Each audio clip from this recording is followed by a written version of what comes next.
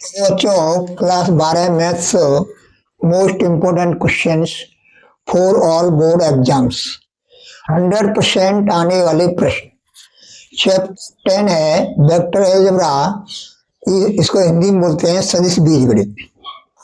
अब यह प्रश्न नंबर 22 है।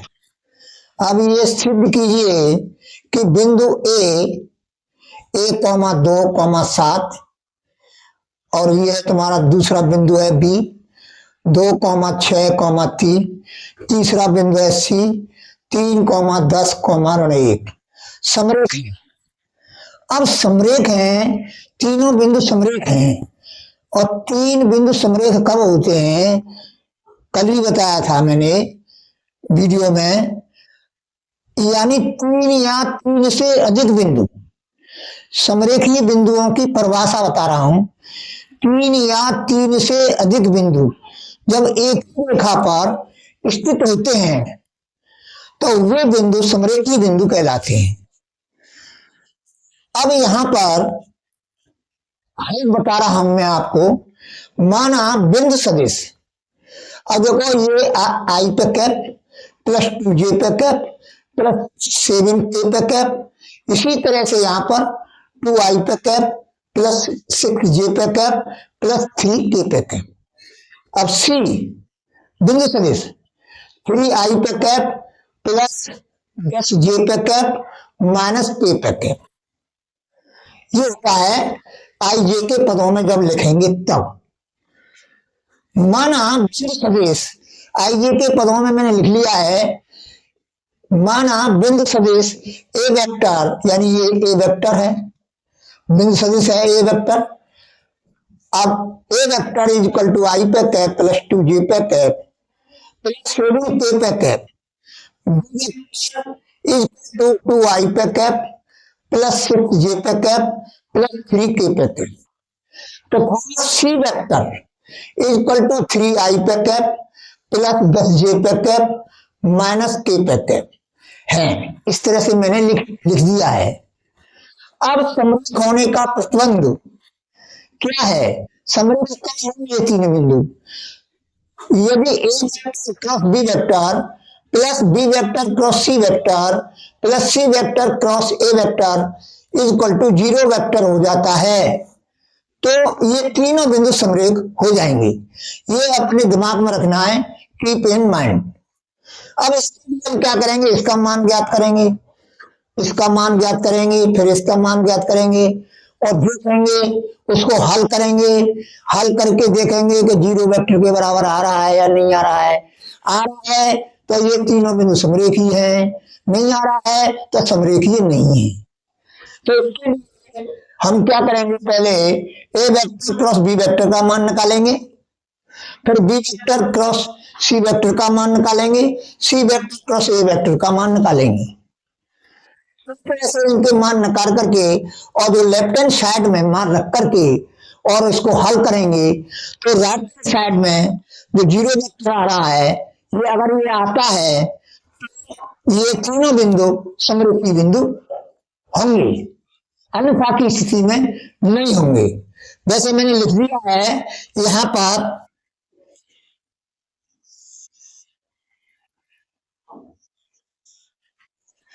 अब देखिए, अब आईजे के पदों में वेक्टर बी वेक्टर कोई दो वेक्टर हों और आईजे के पदों में लिखे हों तो क्रॉस प्रोडक्ट जो निकालते हैं वो सारणिक के माध्यम से निकालते हैं।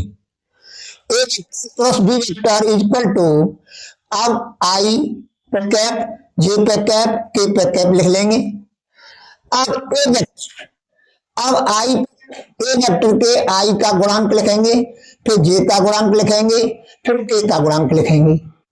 अब बी वेक्टर है, बी वेक्टर है आई के गुणांक, जे के गुणांक, के गुणांक, इसी तरह से ये लिखेंगे। हम लिखते हैं अब इक्वल टू आई पे कैप, जो पहली पंक्ति आई पे कैप जो है पहली पंक्ति में है और पहले स्तंभ में है, सो इसको हटा देंगे। हटाने के बाद ये बचेगा तो ये इसका हम फिर गुणा करेंगे तो 3 दूनी 6 और इसलिए गुणा करते हैं और गुणनफल जो आता है गुणनफल का जो चिन्ह आता है वो बदल के लिखा जाएगा दूसरे नंबर पर, यहाँ पर, यहाँ पर, यहाँ पर, यहाँ पर, यहाँ पर, यहाँ पर, यहाँ पर, यहाँ पर, इस तरह से। अब ये जो पहले नंबर लिखे हैं, ये गुणा करके जो आएंगे वो चिन्ह आएगा वो यथावत ही लिखा जाएगा। अब समझो 6, 6, अब प्लस का आ रहा है 6, प्लस का लिख दिया। अब इसका हम गुणा करेंगे तो धन के 42 आ रहे हैं तो मैंने ऋण के 42 लिख दिए। अब माइनस जे पे कैप, अब ये जे कैप है पहली पंक्ति और दूसरे स्तंभ में है, तो पहली पंक्ति और दूसरा स्तंभ हटा देंगे, हटाने के बाद फिर हम गुणा करेंगे। 3 का गुणा 1 में करेंगे तो 3 आ गया, और 2 का गुणा 7 में करेंगे तो धन के 14 आएंगे, लेकिन ऋण के 14 लिखेंगे।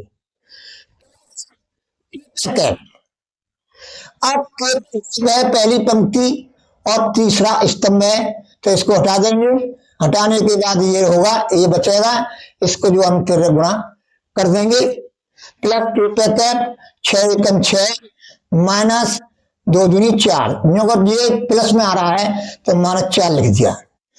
अब इक्वल, अब इसको हल करेंगे हम तो माइनस 36 आई पे कैप प्लस 11 जे पे कैप 2 के पे कैप, इस प्रकार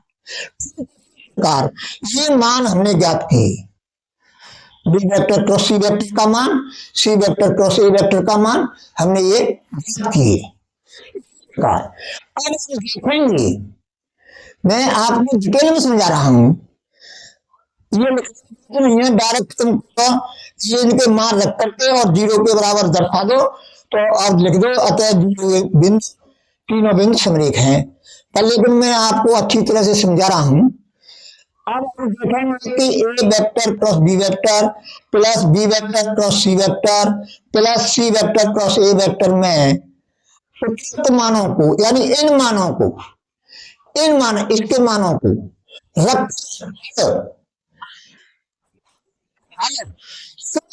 है, मानों को रखकर हल जो है शून्य सदस्य आता है या नहीं।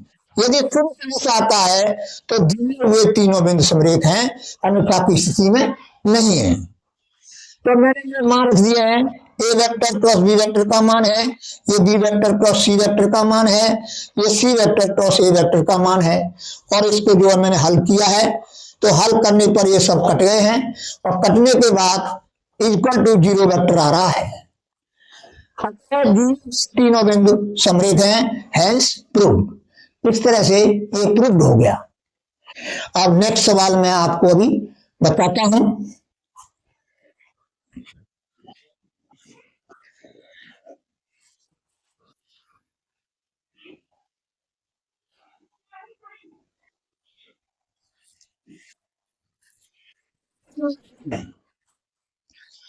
देखो बच्चों, प्रश्न नंबर 23, यदि A vector comma B vector तथा सी वेक्टर किसी त्रिभुज एबीसी के शीर्ष सदस्य हैं तो सिद्ध कीजिए कि बिंदुओं ए बी तथा सी के समरेख होने का प्रतिबंध A cross B plus B cross C, यानी A vector cross B vector, A vector cross B vector plus B vector cross C vector plus C vector cross A vector equal to 0 vector होता है। समरेख होने का प्रतिबंध, 3 बिंदुओं के समरेख होने का प्रतिबंध। अब ये हल है, हम जानते हैं, क्या जानते हैं कि तीनों बिंदुओं से बने त्रिभुज का क्षेत्रफल 0 आता है तो तीनों बिंदु समरेख होंगे। तो जब यहाँ पे 3 बिंदु हो जाएंगे तो त्रिभुज बनेगा ही नहीं, त्रिभुज बनेगा नहीं तो त्रिभुज का क्षेत्रफल क्या होगा, 0 होगा। इसलिए सब हम क्षेत्रफल 0 के बराबर रखकर समरेख होने के प्रतिबंध को सिद्ध करेंगे। अब मैंने बना दिया है कि एक शीर्ष है इसका शीर्ष सदिश है ए वेक्टर, बी शीर्ष है इसका, शीर्ष सदिश है बी वेक्टर, और जो है सी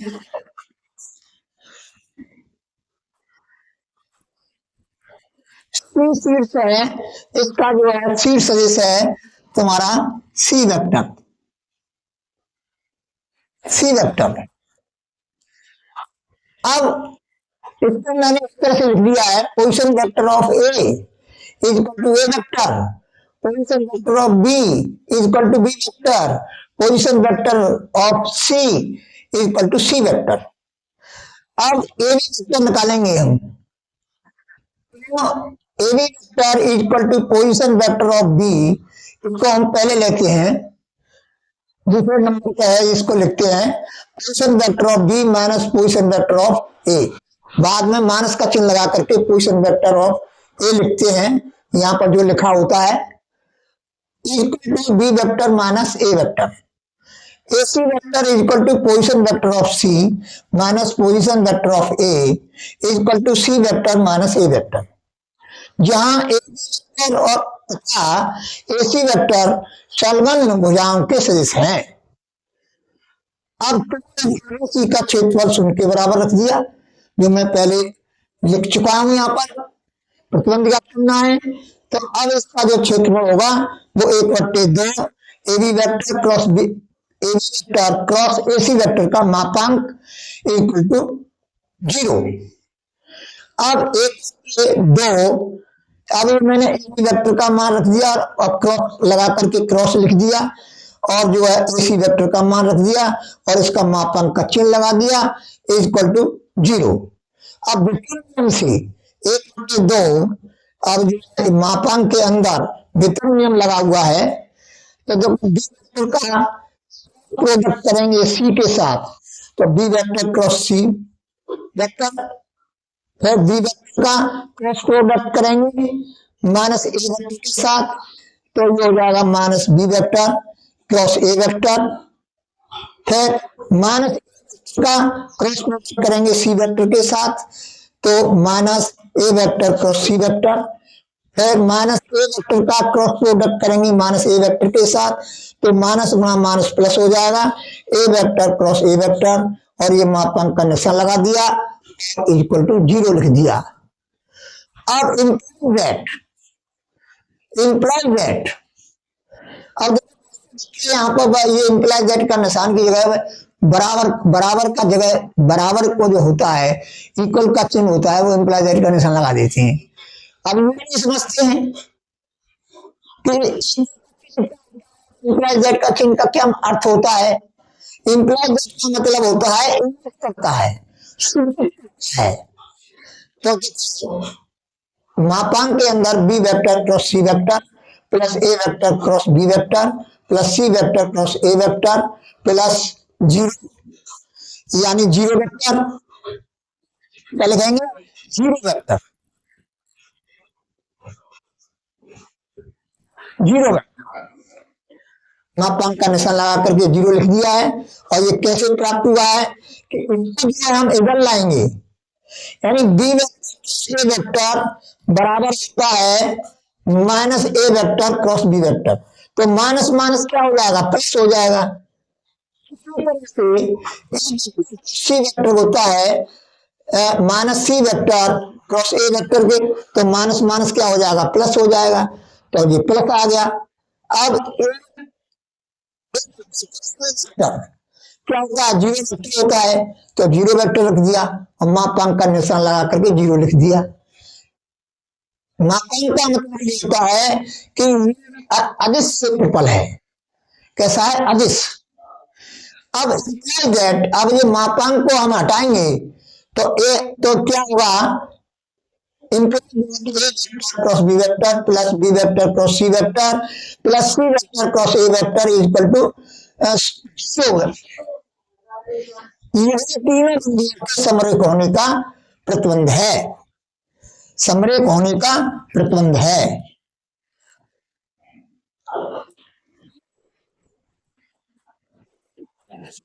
यहां पर मैं क्या भूल गया हूं, समरेख होने समरेख होने का प्रतिबंध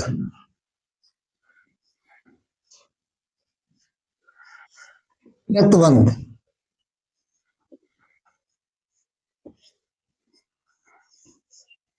समरेख होने का प्रतिबंध है। अरे ये स्याही फैल गई है इसकी, तो मैं और स्पष्ट लिख देता हूं लाल स्याही से। ये जो मार्कर है, ये स्याही ज्यादा फेंक रहा है। प्रतिबंध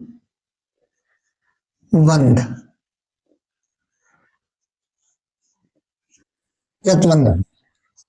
तो जो बच्चों, ये जो है प्रश्न प्रतिबंध असमरिक होने का प्रतिबंध ये है, ये हमने ये सिद्ध कर दिया है। क्या कर दिया है? सिद्ध। हैंस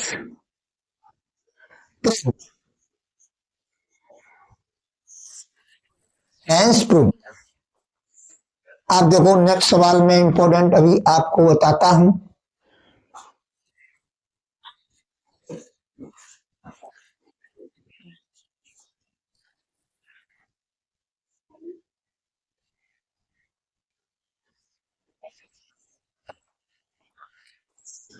देखो बच्चों, ये प्रश्न नंबर 24 है।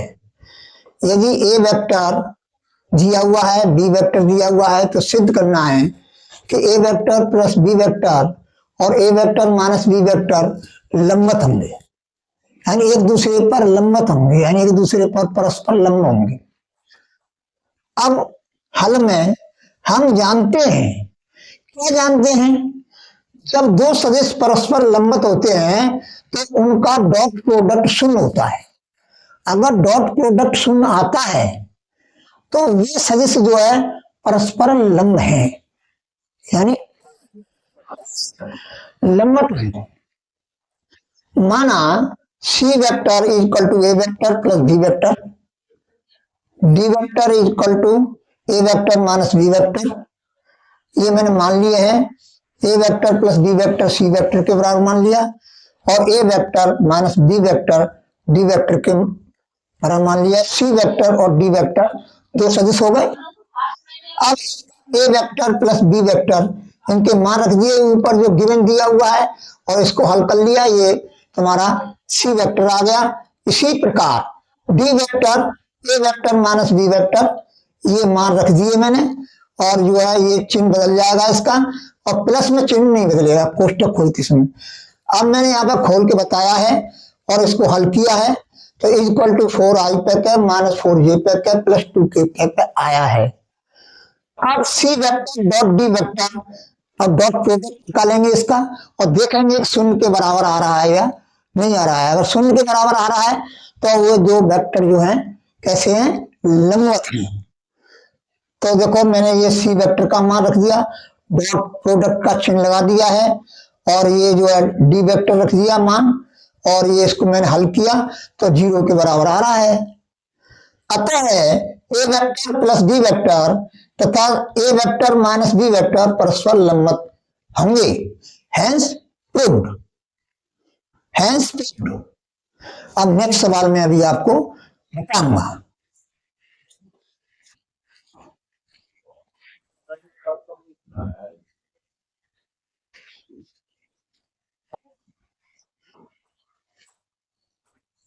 देखो बच्चों, प्रश्न नंबर 25। यदि ए वेक्टर ये है, बी वेक्टर ये है, सी वेक्टर ये है, और ये इस प्रकार है कि A vector plus lambda B vector C vector पर लंब है, तो लेमडा का मान विज्ञात कीजिए। हल A plus lambda B equal to एक ए वेक्टर का मान रख दिया मैंने यहां से, ये वेक्टर का है मान प्लस लेमडा फिर बी वेक्टर का है, ये बी वेक्टर है। इसको मैंने हल किया, हल करके ये प्राप्त हुआ। अब लंब होने का प्रतिबंध क्या है कि इनका जो डॉट प्रोडक्ट है वो शून्य आना चाहिए। तो इसलिए अब मैंने जो A vector plus lambda B vector का मान बड़े कोष्टक में रख दिया है, और डॉट प्रोडक्ट है, ये डॉट प्रोडक्ट का चिन्ह है, और ये सी वेक्टर का मान रख दिया है इक्वल टू 0। अब इसका हम डॉट प्रोडक्ट निकालेंगे, तो देखो आई पे कैप का गुणांक कितना है, 3 है, और आई पे कैप का गुणांक कितना है, 2 माइनस लेमडा है, तो इनमें गुणा हो जाएगा। प्लस जे पे कैप का गुणांक क्या है, एक धन 1 है, तो धन 1 लिख दिया। अब यहाँ पर जे पे कैप का गुणांक क्या है, 2 प्लस लेमडा है, तो 2 प्लस लेमडा रख दिया।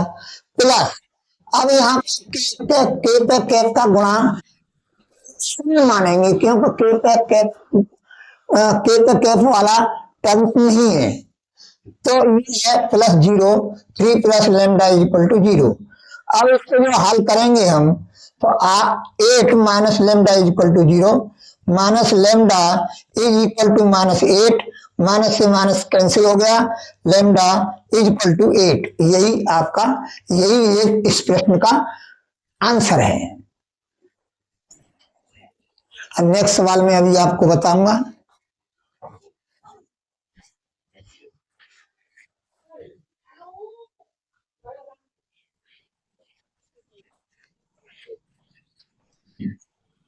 और देखते हैं प्रश्न नंबर 26 है। ये सदिश दिए हुए हैं, दो सदिश दिए हुए हैं कि योगफल और अंतर के अंदिश मात्रक सदिश के हमें ज्ञात करना है। मात्रक सदिश हम कैसे ज्ञात करते हैं, किसी कोई सदिश दिया हुआ है और उसके अंश मात्रक सदिश ज्ञात करें, ऊपर जो अंश में जो लिखा जाता है वो सदिश लिखा जाता है, दिया हुआ सदिश, और बट्टे सदिश को मापांक लिखा जाता है बट्टे में, हर में। तो इस तरह से वो मात्रक सदिश कहलाता है। तो ये है तुम्हारा हल है, सदिशों का योगफल is equal to A vector plus B vector. A vector और बी वेक्टर यहाँ से जो गिवन है, दिए हुए हैं, ये लिख दिए हैं, और ये जिसका जो हल है ये आया है।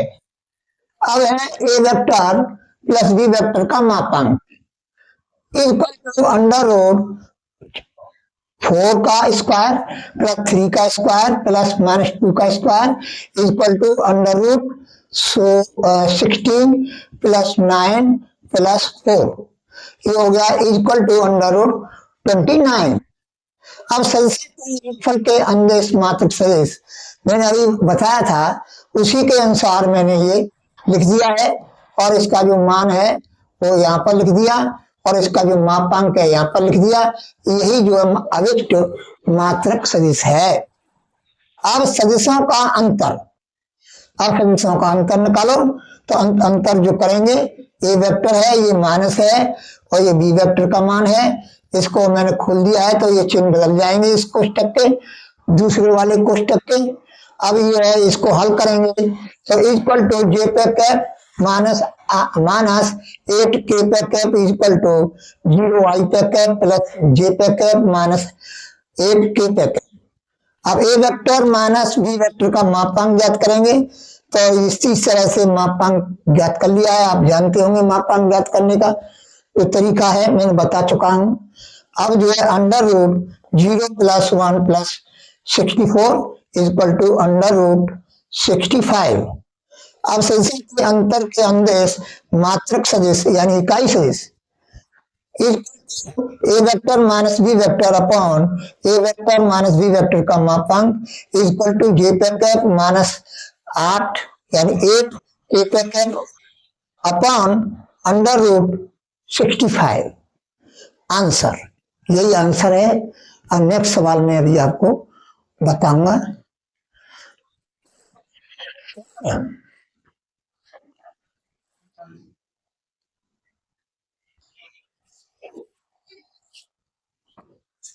अब देखो ये 27 है, सिद्ध की बिंदु ए बी और सी समरेख हैं। इसके लिए हम क्या करेंगे, हल में पोजीशन वेक्टर ऑफ ए दिया हुआ है, position vector of B, position vector of C, ये मैंने लिख लिए हैं, गिवन है। अब A B vector equal to position vector of B minus position vector of A निकाल लिया है, और ये मैंने मान रख दिए हैं, और रख करके हल किया है। तो 3 आई पे कैप माइनस जे पे कैप -2k पे कैप आया है। अब इसी vector position vector of C minus position vector of A, ये मैंने मान रख दिए हैं और ये हल करके 9i पे कैप -3j पे कैप -6k पे कैप आया है। अब ए बी वेक्टर और ए सी वेक्टर सलवन भुजा सदिश हैं ये। अब A B vector cross A C vector निकालेंगे डिटरमिनेंट से तो 0 वेक्टर आएगा। अब त्रिभुज एबीसी का क्षेत्रफल equal to 1/2 A B vector cross A C vector का मापांक इक्वल टू 1/2 और 0 वेक्टर का मापांक 0 ही होता है, 0 लिख दिया है और इसका 0 का गुणा 1/2 में करेंगे 0 आ रहा है। अतः दिए हुए तीनों बिंदु समरेख हैं, यानी त्रिभुज का क्षेत्रफल अगर शून्य आता है तो तीनों बिंदु समरेख हो जाते हैं। अब नेक्स्ट सवाल में अभी आपको बताऊंगा।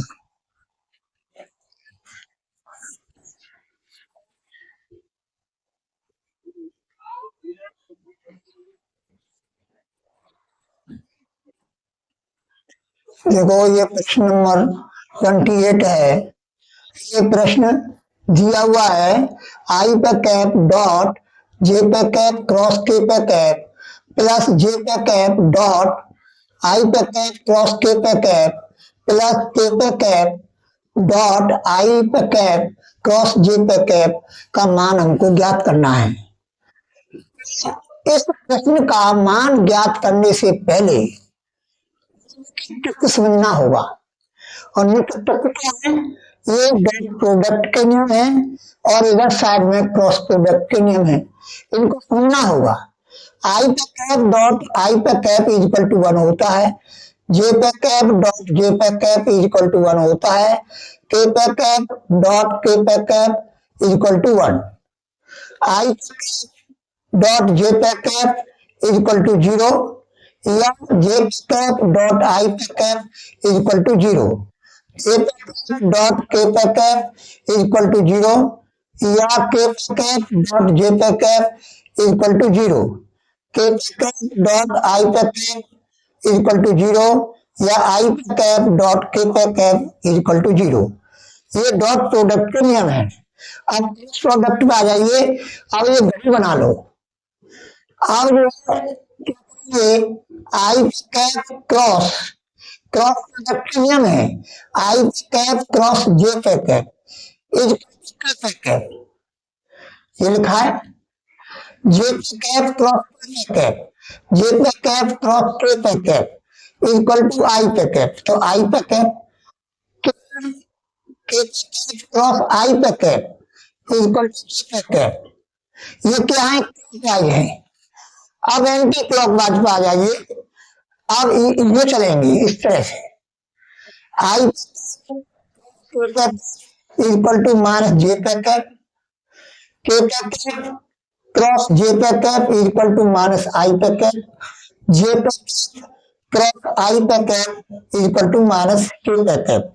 ये एंटी क्लॉकवाइज में है, माइनस हो जाते हैं एंटी क्लॉकवाइज में। अब देखो यहाँ पर आई पे कैप क्रॉस आई पे कैप 0 वेक्टर, जे पे कैप क्रॉस जे पे कैप इक्वल टू 0 वेक्टर, के पे कैप क्रॉस के पे कैप इक्वल टू 0 वेक्टर। इनका ज्ञान होना बहुत अति आवश्यक है, इस प्रश्न को हल करने में काम आएंगे। अब देखो इसलिए अब मैंने ये कर लिया है, यहाँ तक ये कर लिया इक्वल टू, अब आई पे कैप आई पे कैप लिख दिया। अब जे पे कैप जे पे कैप देखिए आई पे कैप है तो आई पे कैप लिख दिया, प्लस जे पे कैप डॉट आई पे क्रॉस के पे कैप, आई पे कैप क्रॉस के पे कैप इक्वल टू माइनस जे पे कैप, माइनस जे पे कैप डॉट अब आई पे क्रॉस जे पे कैप, ये क्या है के पे कैप, तो ये के पे कैप लिख दिया। अब ये है आई पे कैप डॉट आई पे कैप, प्लस माइनस करेंगे माइनस हो जाएगा, माइनस जे पे कैप डॉट जे पे कैप प्लस के पे कैप इक्वल टू, ये यहाँ से आई पे कैप इक्वल टू 1, माइनस लग रहा है माइनस लिख दिया, जे पे कैप डॉट जे पे कैप 1, अब प्लस लिख दिया, मैं प्लस का चिन्ह लगा दिया, के पे कैप डॉट के पे कैप 1, 1 से 1 कैंसिल हो गया और इसका आंसर आया 1, इसका आंसर है। इस तरह से इस प्रश्न को हल किया है। तो इन पर विशेष ध्यान देना है, मैं डिटेल में विस्तृत तरीके से बता रहा हूं मैं आपको, जिससे आपकी समझ में आ जाए। अब नेक्स्ट सवाल में अभी आपको बता रहा हूं।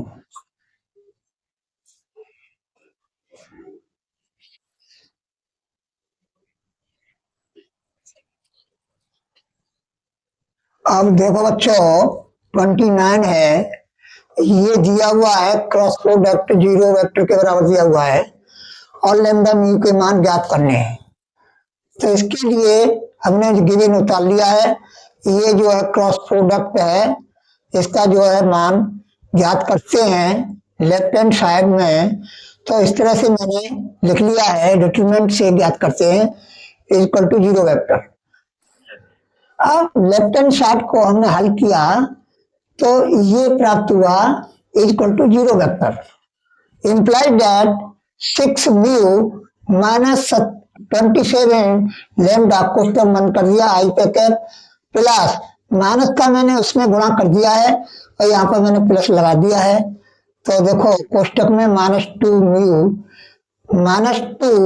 म्यू प्लस 27 कोष्टक बंद जे पे कैप प्लस 2 लैम्डा -6 कोष्टक में बंद कर दिया ये के पे कैप। अब जीरो मैं इस तरह से भी लिख सकता हूं जो यहाँ पर व्हाइट बोर्ड पर लिखा हुआ है। अब दोनों आई जे के गुणांकों की तुलना कर देंगे, दोनों ओर के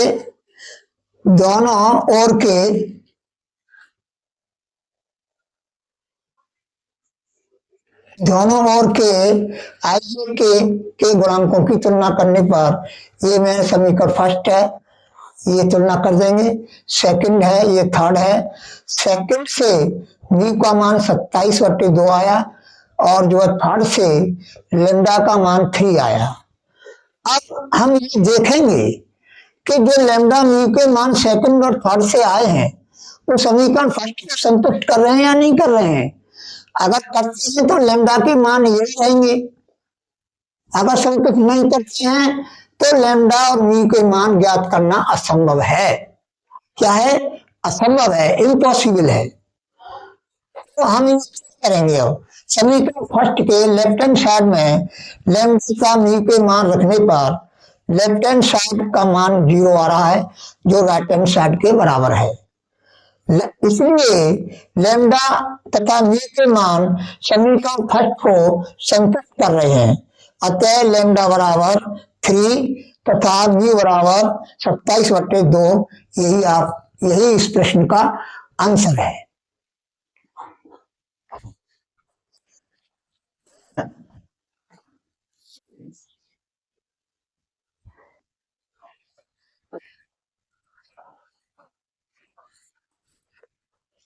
देखो प्रश्न नंबर 30, उस सदिश को ज्ञात करना है जिसका 3 सदिश दिए हुए हैं के 7 अदिश गुणन क्रमशः -1, 6 तथा 5 हैं।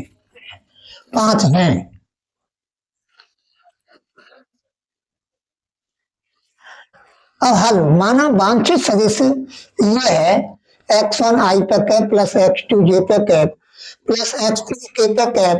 ये मैंने मान लिया जो हमें सदिश ज्ञात करना है। प्रश्नानुसार इनके डॉट प्रोडक्ट जो है -1 लिख दिया, इसको मैंने हल कर लिया, हल करके समीकरण फर्स्ट मान लिया। इसी तरह से x1 प्लस x1 आई पे कैप प्लस x2 जे पे कैप प्लस x3 के पे कैप डॉट 2 आई पे कैप प्लस 7 जे पे कैप इज इक्वल टू 6। देखो 6 है जिस गुणन। अब इसको हमने हल किया तो डॉट प्रोडक्ट निकाला तो 2x1 plus 7x2 is equal to 6। समीकरण सेकंड मान लिया, x1 आई पे कैप प्लस x2 जे पे कैप प्लस x3 के पे कैप डॉट आई पे कैप प्लस जे पे कैप प्लस के पे कैप इज इक्वल टू 5। अब x इसको हल किया तो x1 plus X two plus X three is equal to 5, समीकरण थर्ड मान लिया।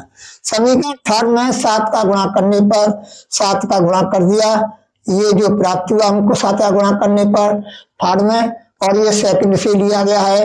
इसको घटाने पर चिन्ह बदल जाते हैं, बदल के ये जो है 7x2 ये कैंसिल हो गया और हल करके ये प्राप्त हो गया, ये समीकरण फोर्थ प्राप्त हो गया।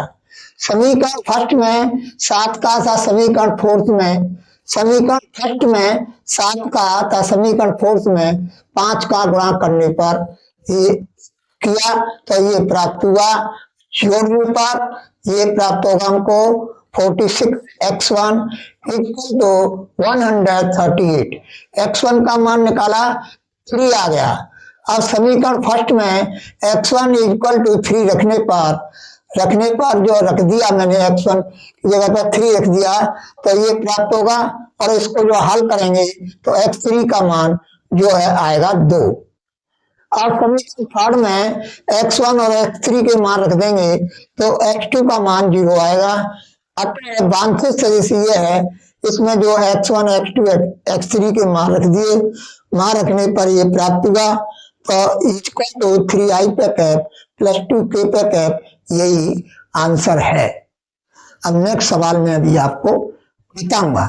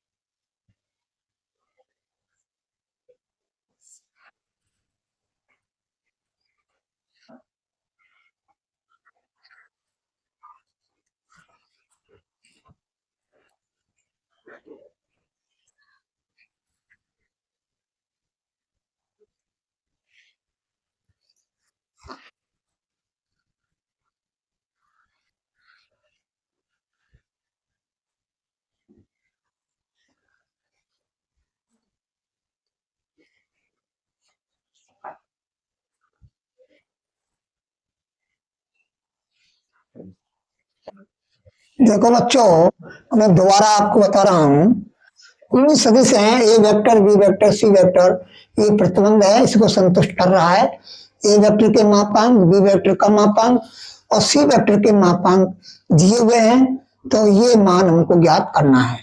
हल A vector plus B vector plus C vector equal to 0 vector given दिया हुआ है, दोनों ओर का वर्क कर देंगे। वर्क करने पर ये हमने लिख दिया है, इसका जो है मैंने सूत्र से और मैंने ये लेफ्ट हैंड साइड में लिख दिया है बराबर 0। अब देखो मैंने ये वेक्टर के मापांक बी वेक्टर और बी वेक्टर का मापांक सी वेक्टर के मापांक के मान रख करके उनके वर्ग चढ़ा दिए हैं। Plus 2 mu equal to 0। अब जो है 9 plus 16 plus 4 plus 2 mu equal to 0। तो देखो इसको हम हल करेंगे तो 20 plus 2 mu equal to 0, 2 mu equal to minus 29, mu equal to minus 29/2। अतः mu equal to A vector dot B vector plus B vector dot C vector plus C vector dot A vector equal to minus 29/2। Answer.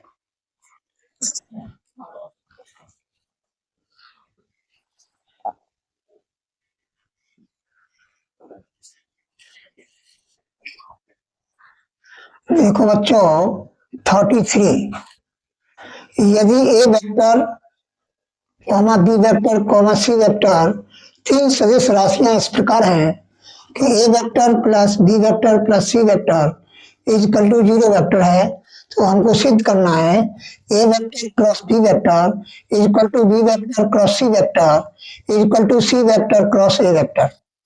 अब हल, अब ये given है, मैंने ये given first मान लिया है। अब समीकरण फर्स्ट में ए वेक्टर का दोनों ओर पूर्व क्रॉस प्रोडक्ट करने पर, ये पूर्व कर दिया मैंने, पहले लिख दिया है इनमें दोनों पक्षों में। अब जो है इसको जो वितरण नियम से हम इसको जो है खोलेंगे, तो A vector cross A vector, A vector cross A vector plus A vector cross B vector plus A vector cross C vector equal to 0 vector. अब A vector cross A vector है, A vector cross A vector equal to 0 vector, B vector cross B vector equal to 0 vector, C vector cross C vector equal to 0 vector. अब यहाँ पर दोनों समान सदस्यों, उनका समान सदस्यों का क्रॉस प्रोडक्ट जो आता है वो 0 वेक्टर आता है, ये ध्यान रखना है आपको। तो ये है 0 vector plus A vector cross B vector plus A vector cross C vector equal to 0 vector. Implies that A vector cross B vector equal to minus minus. समझने के लिए मैं अलग से लिख देता हूं, पक्षांतर कर दिया तो ये माइनस हो गया। अब implies that A vector cross B vector, cross product में क्या होता है कि हम जो है दूसरे नंबर पर जो लिखा है वेक्टर, उसको हम पहला नंबर पर लिख दें और पहले नंबर को दूसरे नंबर पर लिख दें, यानी बदल दें, तो उसका जो चिन्ह है वो बदल जाता है, यानी माइनस का प्लस हो जाता है और प्लस का माइनस हो जाता है। तो इस तरह से A vector cross B vector equal to C vector cross A vector, समीकरण सेकंड। क्यों माइनस का प्लस हो गया, क्यों ये बदल दिया हमने। अब समीकरण फर्स्ट में बी वेक्टर का दोनों ओर पूर्व क्रॉस प्रोडक्ट करने पर, अब मैंने बी का कर दिया, इसी तरह से सेम ए वेक्टर का करेंगे, फिर बी वेक्टर का करेंगे, फिर सी वेक्टर का करेंगे। तो इस तरह से बी वेक्टर का हमने जो है दोनों ओर पूर्व क्रॉस प्रोडक्ट करने पर, तो ये है वितरण नियम से, ये अभी बताया मैंने, इसी प्रकार से ये वितरण नियम से ये खोल दिया। और जो है B vector cross A vector plus 0 vector plus B vector cross C vector equal to 0 vector implies that B vector cross C vector equal to, अब मैंने इसका पक्षांतर कर दिया इधर, तो minus B vector cross A vector question बंद करके लिख दिया। अब मैं जो है ये दूसरे नंबर पे ए वेक्टर लिखा है, इसको जो है बी वेक्टर की जगह पर लाऊंगा और बी वेक्टर को ए वेक्टर की जगह पर हम लाएंगे तो ये माइनस का क्या हो जाएगा, प्लस हो जाएगा। Imply that B vector cross C vector is equal to A vector cross B vector, समीकरण थर्ड मान लिया। अब समीकरण फर्स्ट में सी वेक्टर का दोनों पूर्व क्रॉस प्रोडक्ट करने पर, क्रॉस प्रोडक्ट किया मैंने इस तरह से जो मैंने अभी बताया, और ये वितरण नियम से मैंने खोल दिया है, और जो है C vector cross C vector zero vector हो गया है, और ये यथावत लिख दिया है इक्वल टू जीरो वेक्टर है। Implies that G C vector cross A vector plus C vector cross B vector equal to zero vector. अब जो है इसको मैं पक्षांतर इधर कर देंगे जीरो वेक्टर की तरफ, तो imply that C vector cross A vector equal to minus कोष्टक में C vector cross B vector हो जाएगा। Imply that C vector cross A vector, अब मैंने इसी तरह से ये जो है चेंज कर दिया, वेक्टर जो है स्थान बदल दिए हैं, तो स्थान बदल जाएंगे क्रॉस प्रोडक्ट में तो चिन्ह भी बदल जाएगा, यानी माइनस का प्लस हो जाएगा, प्लस का माइनस हो जाता है। तो इस तरह से माइनस है तो प्लस हो गया है, समीकरण फोर्थ मान लिया है मैंने। अब समीकरण सेकंड थर्ड और फोर्थ से हमें क्या दिखाई दे रहा है कि A vector cross B vector is equal to B vector cross C vector is equal to C vector cross A vector, यही हमको सिद्ध करना है। अब नेक्स्ट सवाल में भी आपको बताऊंगा।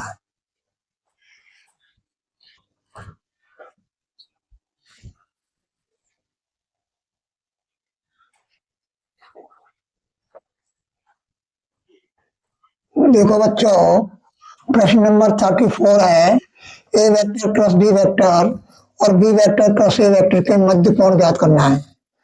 अब देखो A vector cross B vector given दिया हुआ है, B vector cross A vector ये भी दिया हुआ है।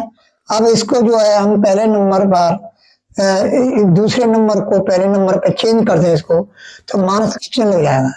इससे स्पष्ट होता है यहाँ पर दोनों सदिशों की दिशा विपरीत है, अतः दोनों सदिश A vector cross B vector का B vector cross A vector के मध्य कोण 180 डिग्री या पाई रेडियन है। अब है 35, समानांतर चतुर्भुज एबीसीडी है, तो सिद्ध करना है कि AC vector minus B D vector equal to 2ab vector. अब ये हल है, ये मैंने समान चतुर्भुज बनाया है, इससे के माध्यम से मैं आपको समझाऊंगा कि देखो AB vector plus BC vector is equal to AC vector त्रिभुज के नियम से। अब बी ए वेक्टर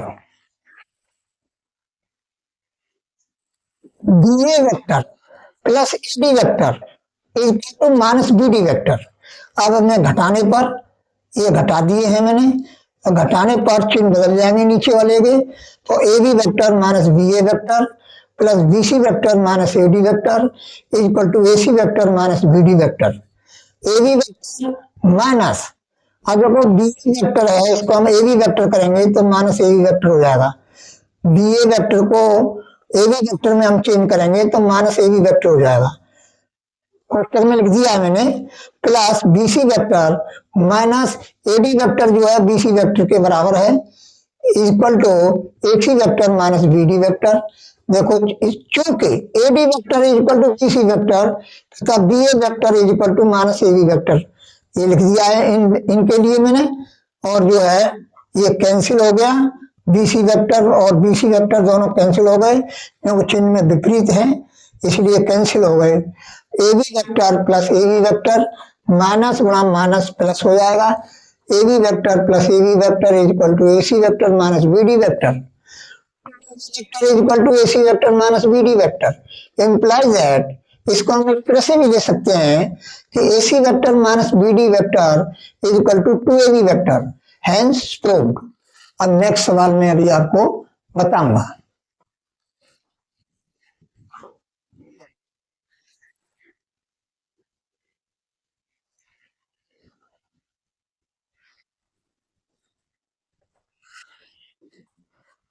तो बच्चों प्रश्न नंबर 36, सदिशों ये सदिश दिए हुए हैं A vector plus B vector और A vector minus B vector में से प्रत्येक के लंबवत प्रत्येक की लंबवत,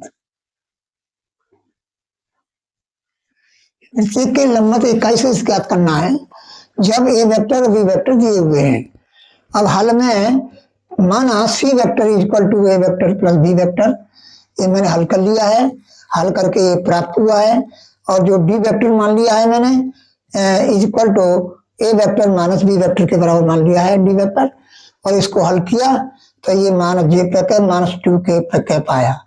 अब प्रत्येक सी वेक्टर बराबर A vector plus B vector तथा D vector is equal to A vector minus B vector के लंबवत इकाई सदिश is equal to C vector cross D vector upon C vector cross D vector का मापांक। अब देखो बच्चों, मैंने C vector cross D vector निकाला है डिटरमिनेंट से, यह लिख दिया है, और ये बाद में लिखूंगा जब इसका जो हल आ जाएगा, सी वेक्टर क्रॉस डी वेक्टर का हल आ जाएगा तब यहाँ पर मैं इसका मापांक लिखूंगा। अब इसको मैंने अंत में हल किया है और ये हर में मैंने न्यूकत्व लिख दिया है, और इज इक्वल टू -2i पे कैप प्लस 4j पे कैप -2k पे cap upon minus under root -2 का वर्ग। अब देखो अब निकाल सकते हैं मापांक, सी वेक्टर क्रॉस डी वेक्टर का मापांक निकाल सकते हैं। ये सी वेक्टर क्रॉस डी वेक्टर ही तो है, तो ये जो है मापांक निकाला है मैंने सूत्र से, अंडर रूट -2 का वर्ग प्लस 4 का वर्ग प्लस -2 का वर्ग इज इक्वल टू -2i पे कैप प्लस 4j पे कैप -2k पे cap upon under root 4 plus 16 plus 4।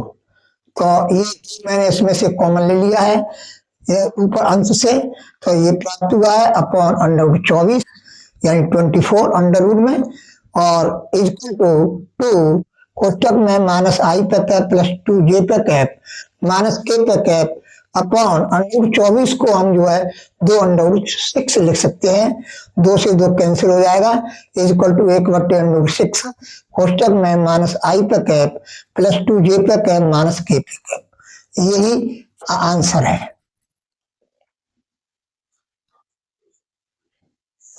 अब एक सवाल और रह गया लास्ट, तो इसके बाद कल से 3 डायमेंशन ज्योमेट्री चलेगी।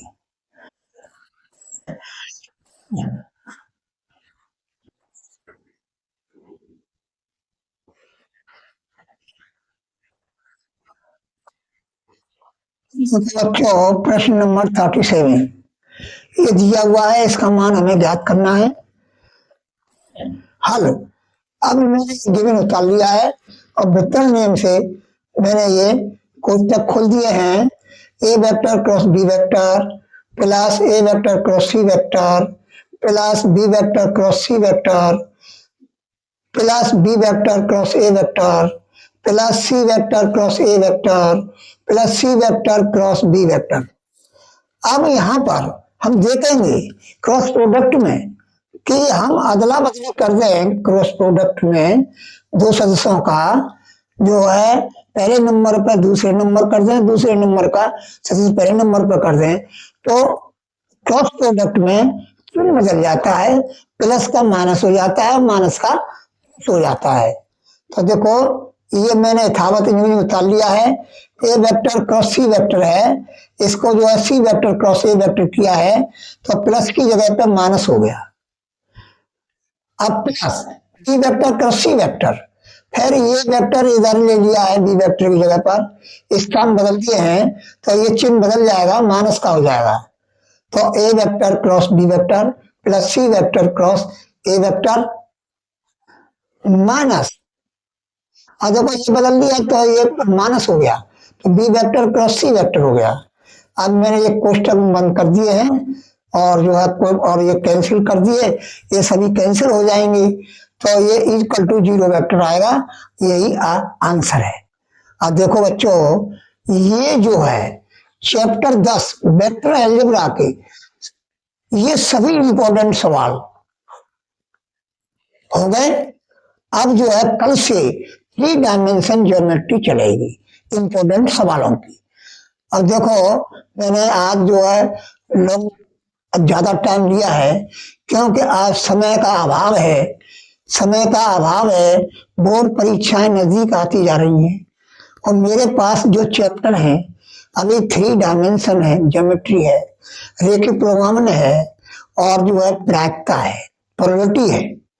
अब इनके इंपॉर्टेंट सवाल और आपको बताना है, इसलिए मैंने आज समय ज्यादा खिंच गया है।